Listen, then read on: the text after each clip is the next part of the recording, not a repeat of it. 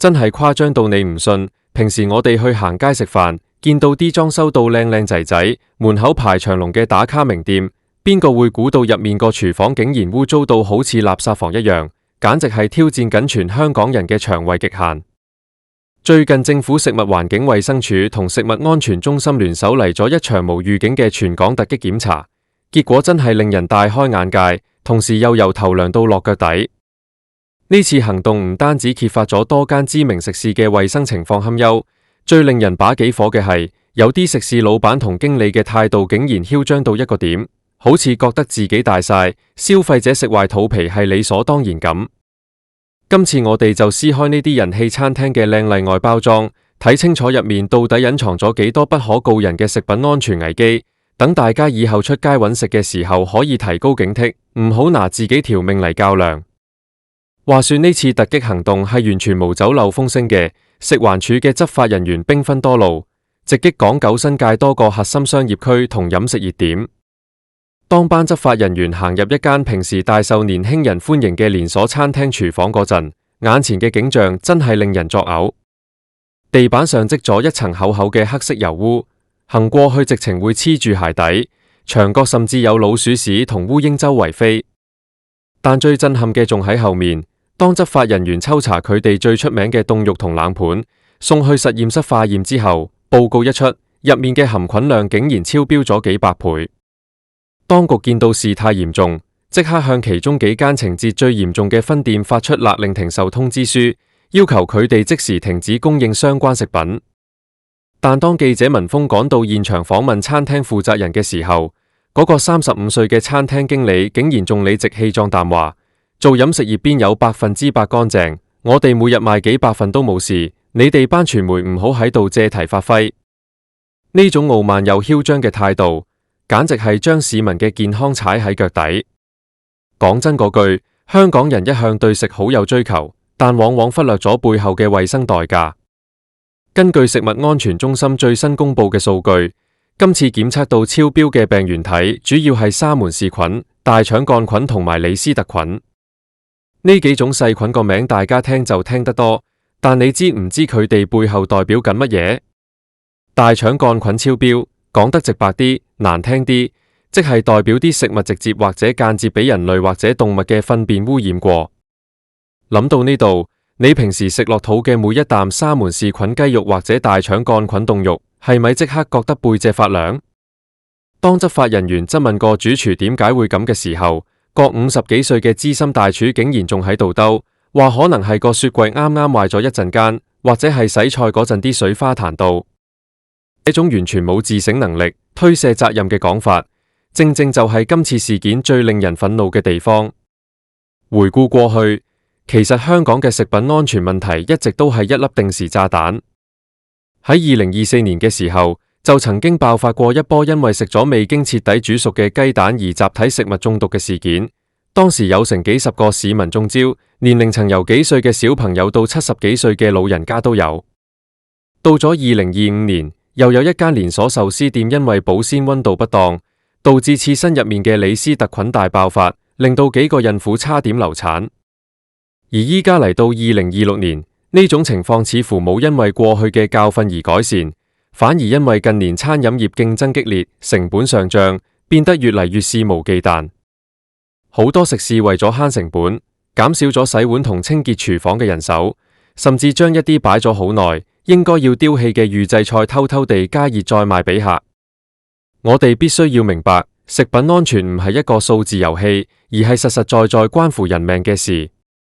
試想象一下，一個28歲嘅打工仔，辛辛苦苦收工諗住食餐好嘅獎勵自己，結果因為食咗一碟含菌量超標嘅海南雞飯，半夜肚痛到要叫救護車送院，連續屙嘔咗幾日，成個人瘦晒兼停工，呢條數到底邊個幫佢計？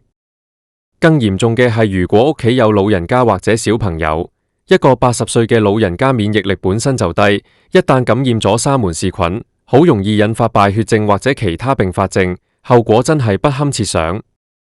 而家啲黑心食肆往往為咗一己私利，完全無視呢啲潛在嘅生命威脅，仲覺得被執法部門捉到只係自己行衰運，簡直係不知悔改。咁到底點解香港嘅餐飲業會搞成咁？其中一個好大嘅原因就係行業內部嘅害群之馬覺得犯錯嘅成本太低。雖然食環署有一套違例記分制，但好多連鎖集團根本就唔驚。佢哋其中一間分店被勒令停售或者停業幾日，對佢哋整體嘅營業額來講只係九牛一毛。更甚者，有啲囂張嘅老細喺頂唔順被扣滿分之後，轉頭就將間鋪頂俾自己個親戚，換個招牌，改個名，又重新包裝成一間新嘅網紅店，繼續呃人。呢種利用法律漏洞同監管部門玩捉迷藏嘅手法，喺餐飲界已經成為公開嘅秘密。佢哋恃住自己有大財團撐腰，或者深諳法律灰色地帶，對住執法人員嘅警告完全當耳邊風。除咗老細嘅態度問題之外，今次檢查亦都揭露咗好多平日大家睇唔到嘅食品安全細節。呢啲細節正正係最容易被大家忽略，但又最致命嘅地方。首先就係全港食肆幾乎每日都要用嘅冰塊。大家出街食飯，夏天實會嗌杯凍奶茶、凍檸茶，但你又有冇諗過，間餐廳部製冰機可能由2022年開業到而家，都從來冇徹底拆開清洗過？執法人員喺今次突擊檢查入面，拆開咗好多間餐廳嘅製冰機內部，發現入面密密麻麻全部都係黑色嘅霉菌同青苔。用呢啲製冰機做出來嘅冰塊，放落你杯茶度，你飲落肚嘅其實係一杯不折不扣嘅細菌水。有啲店員甚至直接用沒洗乾淨嘅手去找冰塊，或者用放喺污糟台面嘅冰鏟去舀冰。呢啲微小嘅動作，每日都在不斷重複，將成千上萬嘅細菌送入市民嘅口中。另一個高危項目就係醬料同調味料。大家去食米線或者食打邊爐，台面上總會有一樽樽辣椒油、豉油或者蒜蓉。今次突擊檢查發現，有超過60%嘅食肆，佢哋台面嘅醬料罐係長期處於無限續杯嘅狀態。意思即係乜？即係入面嘅醬料快用完嘅時候，員工就直接將新嘅醬料倒落去，而從來唔會將個樽清洗乾淨。咁樣做會導致最底層嘅醬料可能已經擺咗幾個月甚至半年，喺香港潮濕悶熱嘅天氣下，早就變質發霉，成為細菌滋生嘅溫床。更恐怖嘅係，有啲食客食飯嘅時候口沫橫飛，甚至用自己食過嘅筷子直接去舀個醬料樽入面嘅嘢，造成嚴重嘅交叉污染。而餐廳方面為咗慳功夫，根本唔會定期更換或者消毒呢啲醬料樽，任由危機喺台面上蔓延。再嚟講講近年好流行嘅生滾粥同低溫慢煮料理，好多人都以為生滾粥熱辣辣一定好安全，但其實如果煮嘅時間唔夠，特別係一啲厚切嘅豬肝或者魚片，中間嘅部分可能根本未熟透。今次化驗入面就有幾宗個案，係生滾粥入面嘅配料被驗出有寄生蟲卵。而低溫慢煮雖然講究口感嫩滑，但如果廚師對溫度同時間嘅掌控唔夠精準，或者用咗部未經校準嘅慢煮棒，食物長時間處於攝氏40幾度到50幾度嘅危險溫度帶，非但殺唔死細菌，反而會令細菌好似開派對咁瘋狂繁殖。當呢啲不學無術、只求快靚正嘅廚師遇上缺乏監管嘅廚房，出事只係時間問題。面對咁樣嘅衛生困局，我哋作為消費者絕對唔可以坐以待斃，唔能夠一味依賴政府幾個月先搞一次嘅突擊檢查。我哋必須要學識點樣喺日常生活中保護自己，留意一啲細微嘅食品安全徵兆。第一步，當你行入一間餐廳嘅時候，唔好只係睇佢嘅裝修係咪好啱打卡，首先要睇下佢哋員工嘅衛生習慣。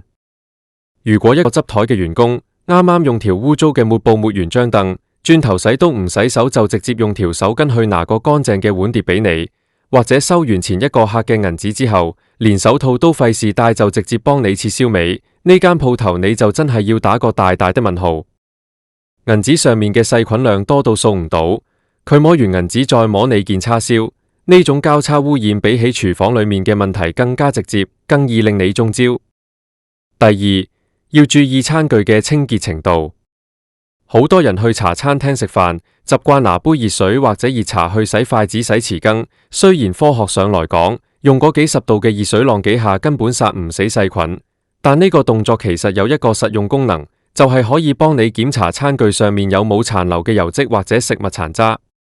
如果你發現隻杯或者隻匙羹摸落去滑潺潺，甚至浪完水之後發現水面浮起一層油花，咁就代表呢間食肆嘅洗碗機可能溫度不夠，或者洗碗粉分量不足，餐具根本冇經過高溫消毒。喺呢種情況下，上一位客留低嘅唾液同細菌，隨時就會通過呢隻洗唔乾淨嘅杯傳染俾你。遇到呢種情況，千祈唔好覺得唔好意思，一定要要求換過一套，甚至直接轉身走人。第三，要特別小心一啲需要高溫保存或者嚴格冷藏嘅食物，例如好多餐廳擺喺出面任人拿嘅自助沙律吧，或者係下午茶時段擺喺櫃台嘅糕點。如果一間餐廳佢將需要擺喺攝氏4度以下嘅芝士蛋糕或者沙律菜，就咁隨便擺喺室溫下成個下午，期間又冇加蓋，任由冷氣房入面嘅微塵同烏蠅沾染，呢啲食物就非常高危。同埋，如果食湯麵或者粥品嘅時候，發現送上來嘅食物只係微溫，而唔係熱到冒煙嘅，咁就要格外小心，因為好多細菌喺微溫嘅環境下繁殖速度最快。寧願等佢煮耐啲、熱啲，都唔好貪快食一碗唔夠熱嘅湯麵。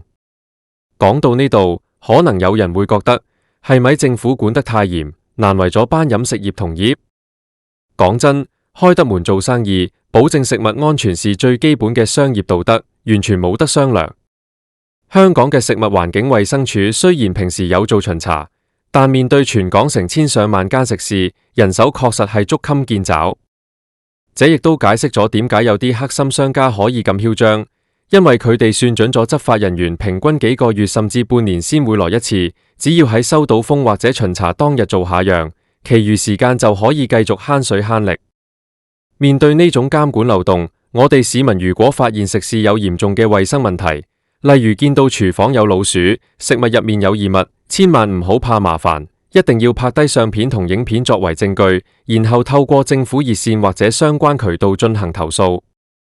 只有當投訴嘅聲音夠大，形成足夠嘅社會輿論壓力，監管部門先會加強執法力度，將呢班害群之馬踢出市場。與此同時，近年興起嘅外賣平台亦都成為咗食品安全嘅另一個大盲區。好多市民貪方便，每日3餐都叫外賣。但你知唔知，你喺入上面見到嗰間相片好精美、評價好高嘅廚神私房菜，其實可能只係一間連食物業牌照都冇，隱藏喺工業大廈入面嘅無牌外賣廚房。突擊檢查入面，執法人員亦都順藤摸瓜查咗好幾間呢種幽靈廚房，入面嘅衛生情況比街邊嘅茶餐廳仲要差10倍。因為冇地鋪門面，唔使面對行過嘅市民同食環署嘅日常巡查，佢哋將生肉同熟食隨便堆喺地下，垃圾桶連蓋都冇。外賣員將食物拿走之後，喺運送嘅過程中，如果保溫袋唔夠乾淨，或者送遞時間太長，嘢食喺街道焗咗成個鐘，送到你手上嘅時候，入面嘅細菌已經不知道翻咗幾多倍。所以嗌外賣嘅時候，最好選擇自己去過、知根知底嘅實體餐廳，盡量避免幫襯一啲來歷不明、冇寫明具體地址嘅網上店鋪。餐飲業嘅衛生問題，折射出嚟嘅係一整個行業嘅誠信危機。